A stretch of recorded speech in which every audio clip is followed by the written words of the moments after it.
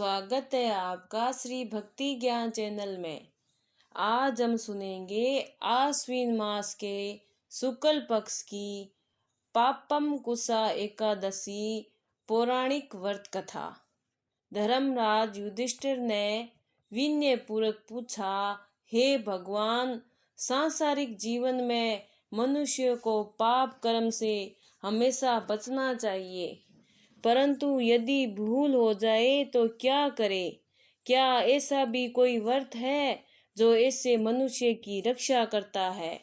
भगवान श्री कृष्ण ने कहा, हे राजन, आश्विन मास के शुक्ल पक्ष में जो एकादशी होती है वह पापम कुसा एकादशी के नाम से प्रसिद्ध है। ये पापों का नाश करने वाली तथा पापों को हरने वाली होने के कारण इस एकादशी का नाम पापम कुसा एकादशी रखा गया है। इस दिन साधक को विधि पूर्वक भगवान पंचनाम विष्णु की पूजा करनी चाहिए। यह एकादशी मनुष्य को मनवांचित फल प्राप्ति करने वाली है। जो व्यक्ति अज्ञानवश पाप कर लेते हैं परंतु प्रतिदिन श्री हरि से अपने अपराधों की क्षमा मांगते हुए उन्हें प्रणाम करते हैं, वह नरक में नहीं जाते। भगवान विष्णु के नाम के कीर्तन मात्र से ही संसार के सब तीर्थों के पुण्य का फल मिल जाता है। जो व्यक्ति सारग पाणी भगवान श्री विष्णु की शरण में जाते हैं उनको यम यातना नहीं भोगनी पड़ती।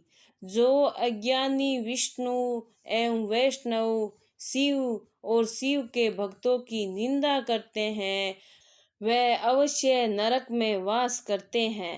पृथ्वी पर जितने तीर्थ हैं वहाँ भक्तों को भगवान श्री विष्णु एवं शिव जी को अलग न मानकर सदैव प्रभु का सम्मान पूर्वक पूजन अर्चना करना चाहिए। पापों पर अंकुश रखने वाली एकादशी जैसे पुण्यदायिनी कोई व्रत नहीं है। पृथ्वी पर जितने देवालय और तीर्थ हैं जैसे गंगा जी, गया जी, काशी, कुरुक्षेत्र, पुष्कर आदि में किए गए स्नान दान की तुलना में अधिक पुण्यवान ये व्रत है।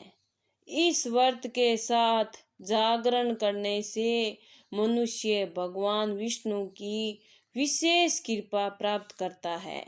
हे युधिष्ठिर, व्रत के करने वाले श्रद्धालु व्रती की भावी पीढ़ियां भी पापम कुसा एकादशी के पुण्य फल से लाभावंती होती है।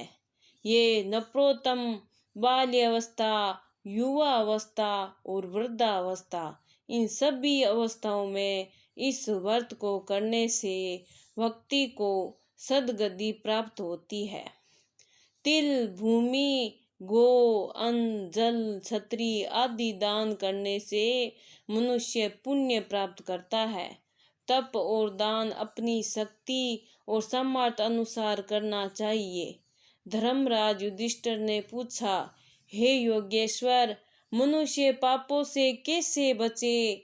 भगवान बोले, हे धर्मराज, तुम्हारा ये प्रश्न बहुत ही लोक उपयोगी और कल्याणकारी है। जब व्यक्ति मन, वचन, कर्म से विष्णु भगवान की शरण में जाता है तो वह स्वयं भगवान उसकी रक्षा करते हैं। सभी गरीब, अमीर, स्त्री, पुरुषों को यथाशक्ति स्नान, दान, ध्यान, तप, पूजन और यज्ञ आदि करना चाहिए। यदि कभी पहले भूल हो गई हो तो पापों पर अंकुश रखने वाली इस पापम कुसा एकादशी का विधि पूर्वक व्रत करे। ये कथा श्री ब्रह्म पुराण में भी वर्णित है। बोलिए श्री विष्णु भगवान की जय। इस दिन सेगार में खीर, फल आदि ले सकते हैं। अगर आपको मेरी ये कहानी अच्छी लगी है तो लाइक सब्सक्राइब जरूर करें।